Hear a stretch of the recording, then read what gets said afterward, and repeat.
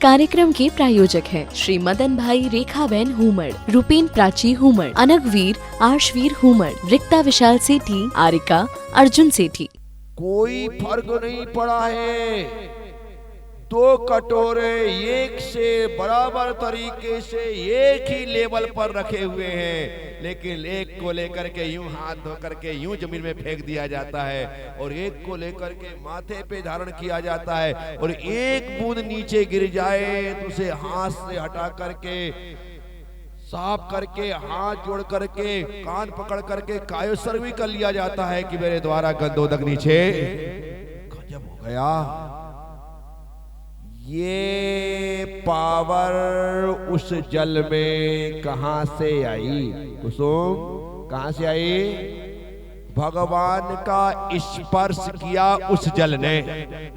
अब 24 घंटे तो तुम्हें गंधोदक मिलेगा नहीं, लेकिन भगवान के चरणों में आने के बाद जब हम उनकी the round round round stop करके 3 परिक्रमा लगाते हैं तो हो सकता है किसी तरफ की हवा हो और उनके शरीर से टकरा करके वो हवा हमारे शरीर में लग जाए। आप सामने से कर रहे, कोई जरूरी थोड़ी कि हवा ऐसी आके टकराएगी। परिक्रमा लगाने का जो साइंटिफिक रीजन है क्या, हमें भगवान के चारों तरफ से दर्शन हो जाए। यार तू सामने ही ढंग से कर ले यार, है नहीं। हवा का रुख कैसा है पता नहीं, हवा का रुख। तो ये काम करते अपन राउंड लगाते, क्या लगाते? राउंड लगाते। पूरब से पश्चिम चले या उत्तर से दक्षिण चले, पश्चिम से पूरब चले या दक्षिण से उत्तर चले, कहीं ना कहीं से तो हवा टकरा करके मेरे शरीर का स्पर्श करेगी, और जैसे ही शरीर का स्पर्श होगा मैं सभी प्रकार के पाप ताप संताप से मुक्त हो जाऊंगा।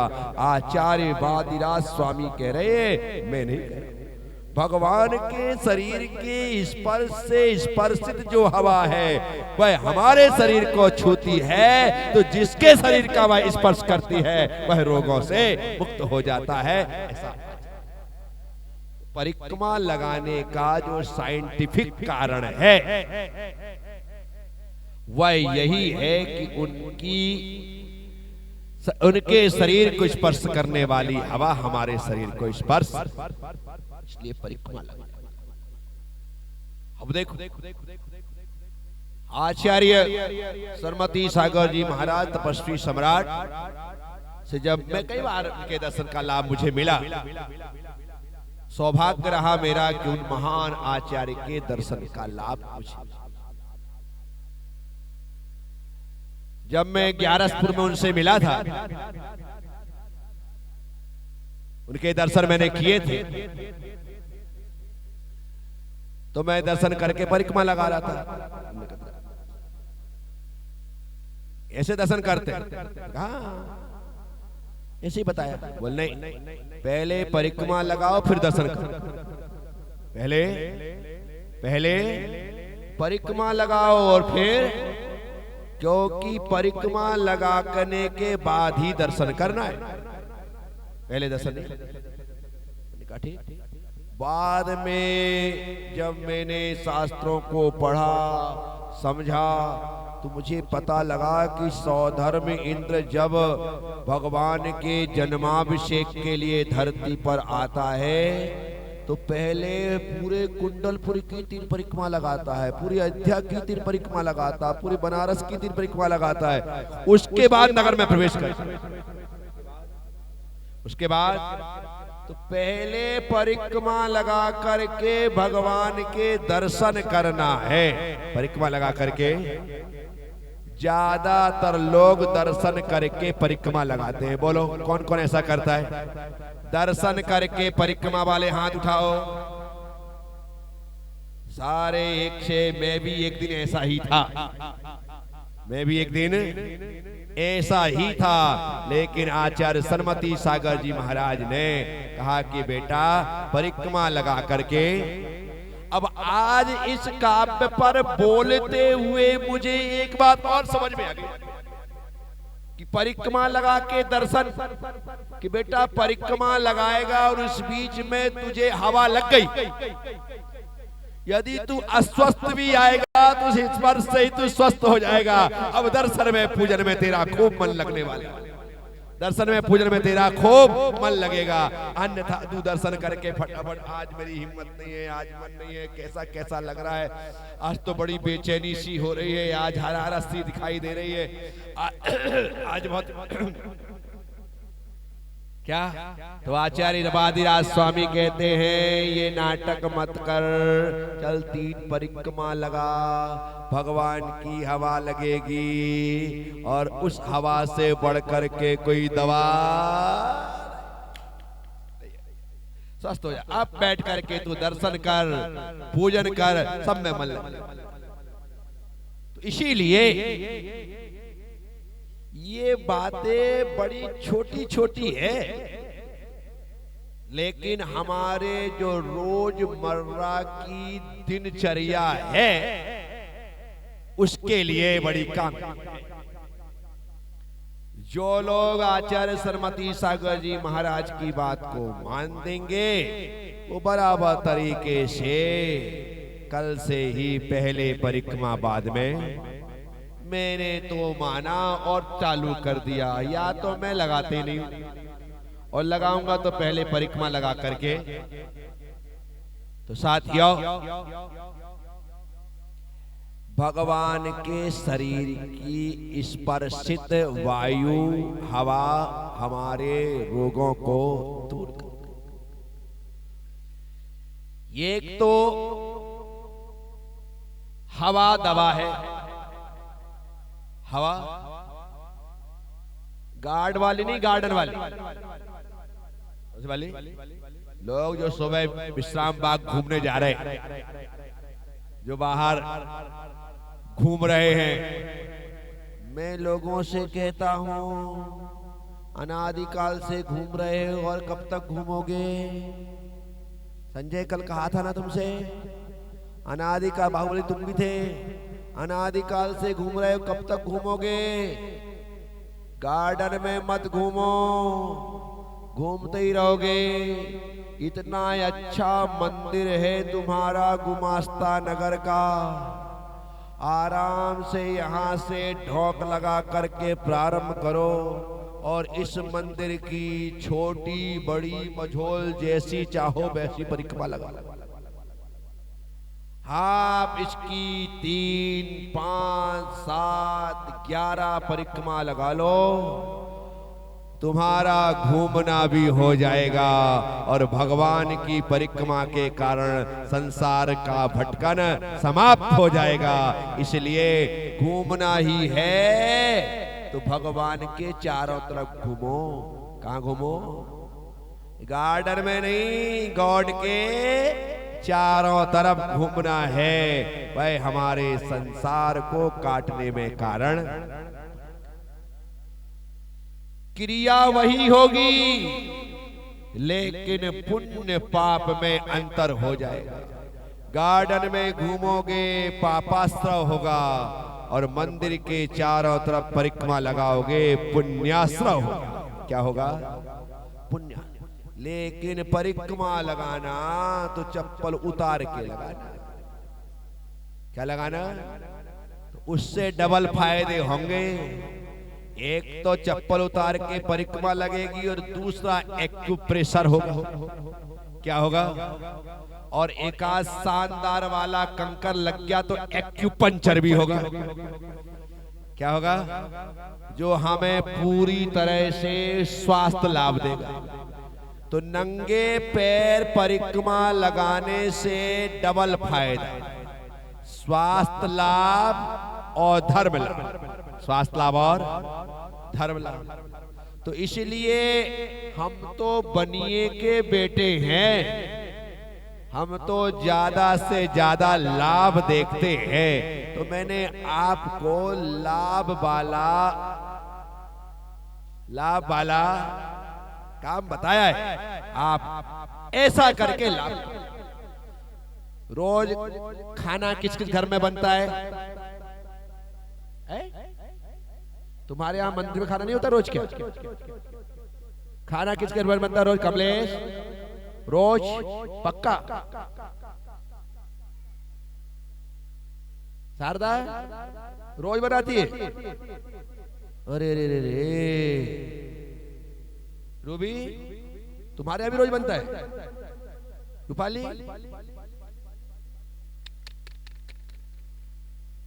खाना रोज बनता है। खाने में क्या बनता है? वही रोटी, दाल, चावल, सब्जी। बोलो हाँ।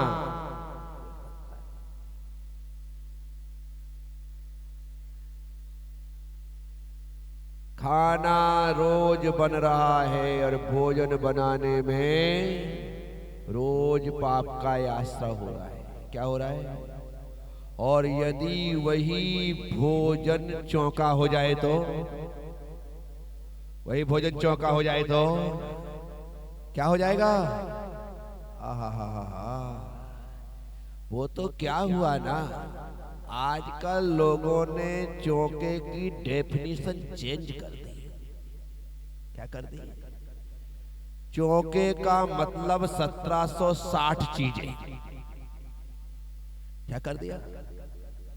ये 4 मिठाई, 6 नमकीन, 8 सब्जियां, दाल भी, कड़ी भी, खींच भी, और ये भी, और वो भी, और दुनिया की। तो चौके का जो स्वरूप था वो लोगों ने बिगाड़ दिया। चौके का स्वरूप साधु संतों को भी समझ में नहीं आता कि क्या लो क्या ना लो, और लोग दिए जाते हैं। दाल रोटी, एक सब्जी सूखी, एक गीली सब्जी हो गई, चावल हो गया, और ये चौका लगाओ तो मैं गारंटी देता हूं तुम्हारे घर आने वाले साधु, हर साधु 8-8, 10-10 रोटी ना खाए तो मेरा नाम प्रज्ञा सागर नहीं। ढंग से वो इतना चावल ना ले तो कहना क्यों तुम इतने अटरम सटरम बना देते हो, और वो देते तो बेचारा दिन में 4 बार जाता है। हमने चौके का स्वरूप बिगाड़ दिया। चौके का स्वरूप बिगाड़ दिया, ऐसा ज्यादा फैलाव कर दिया है कि लोगों की हिम्मत नहीं होती। लेकिन यदि ये 4 चीजें 6 चीजें जो चौक घर में बनती है, जैसी तुम्हारी थाली होती है वैसे ही यदि चौका हो जाए ना, तो आज की तारीख में घर घर में चौका ना लगे तो आप मुझसे आकर के कहना। क्योंकि अभी तो हमारा दिमाग में चौका, चौके का मतलब इतने फल, इतने फ्रूट, इतने ड्राई फ्रूट, इतने मीठा, इतना नमकीन, अलग से 2 किलो घी, और मंदिर से क्या बोलते हैं तुकोगंज में जाकर के आश्रम से 5 लीटर तेल। नहला दो महाराज को, बोलो। अब ऐसी स्थिति में साधु संत अस्वस्थ ना रहे तो क्या होगा? है? मैं खुले मंच से बोलता हूं सबसे, अरे तुम्हारे घर में नींबू होता है, ज्यादा तुमको वो पिलाने की इच्छा होती है, एक नींबू निचोड़ दो, पानी में डाल दो, शक्कर उसमें डाल दो, सिकंजी हो गई, लो महाराज सिकंजी पियो टनाटन, उससे तुम्हारा कैल्शियम भी बढ़ेगा, सारा का सारा काम अच्छा होगा, पित्त भी नहीं भड़केगा, गर्मी के दिन है, मामला भी टनाटन रहेगा। थोड़ा सा ज्यादा लगे तो उसमें जीरा डाल दो, तो जीरा जलजीरा भी हो जाएगा। है क्या? लेकिन हमने स्वरूप, ये सच्चाई है, और ये मैं नहीं, हर श्रावक इस बात को, हर साधु को मानना पड़ेगा कि ऐसा हुआ है। लोग कहते पहले घर घर चौके लगते थे। क्या घर घर चौके लगते थे? घर घर खाना बनता था तो साधु वहां पर जाते थे, वो पड़गाहन करके उन्हें आहार दे देते थे। अब घर घर लगता, बोले वो अतिथि सब विभाग, आधा खुद के लिए आधा साधु के लिए। तो हाँ, तो क्या तकलीफ है भाई? उस समय एक घर में 50 लोग रहते थे, 50 लोग रहते थे तो रोज 200 रोटियां उतरती, और साधु कोई 100 रोटी थोड़ी खाएगा। अब तुम गिनती के हम दो, हमारा एक भी नहीं, और जो एक है वो बेंगलोर में या पूना में। क्या करो? तो तुम्हारी गिनती की रोटी बन रही है और उसमें भी तुम जाते जाते कह देते हो कि आज तो मैं खाना खाऊंगा नहीं क्योंकि आज मेरे फ्रेंडों के साथ जाना। तो तुम्हारी पत्नी भी कहती है अच्छा हुआ बता दी, आज मेरे शाम को किटी में जाना। हो गया काम खत्म। क्या चूल्हा जलेगा? बोलो कुसुम है मीना, ये सच्चाई है। ये आने वाले समय में चौके को एकदम शानदार चौका कर दिया जाए। बढ़िया तरीके से 10, 20, 30 रोटी उतार करके रखो खुद के लिए, ब्रह्मचारियों के लिए, महाराज के लिए। तपेली भर के शानदार चावल बनाओ, एक तपेली भर करके शानदार तुम दाल बनाओ। बनाने के पश्चात एक लौकी की सब्जी खट्टी 4 लौकी लाओ, छील छाल करके पूरे गांव को जिमाओ। कौन मना कर रहा है? चीज अच्छी बने तो 2 चीजों में पेट दुगना भर जाए, और चीज अच्छी ना बने तो 50 चीजों में साधु भूखा चला जाए। है? इसमें आज नहीं तो कल सुधार लाना पड़ेगा, अन्यथा चौकों के लिए आप सिर्फ फोन लगा लगा करके ना सुनते रहोगे। आज मेरी पत्नी को काम नहीं करना, सीधे सीधे बोलना मुझे लगाना नहीं। आज मुझे ऐसा हो गया है, आज मम्मी बीमार हो गई, आज वो बाहर चला गया, आज घर में दूसरे में, ये आपको सुनना पड़ता है। सिंपल कर देने पर, सिंपल कर देने पर जितने घर इन गलियों में है ना, सब लोग चौक पुर करके खड़े हो जाए, हे स्वामी नमोस्तु नमोस्तु नमोस्तु करना पड़ेगा। ये जूस की जरूरत थोड़ी पड़ती है। 1 गिलास पानी में 2 चम्मच बूरा डाल दो। क्या डाल दो?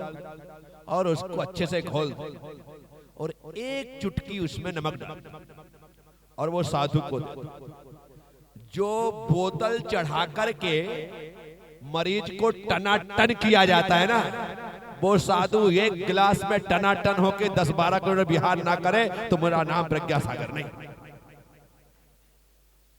लेकिन हमको तो लगता है जब तक वो 4 अनार का रस निकाल करके अपने कपड़े काले नीले पीले ना किए जाए, तब तक कुछ नहीं हो सकता। इस कार्यक्रम के प्रायोजक हैं श्री मदन भाई रेखाबेन हुमड़, रूपेन प्राची हुमड़, अनगवीर आर्शवीर हुमड़, रिक्ता विशाल सेठी, आरिका अर्जुन सेठी।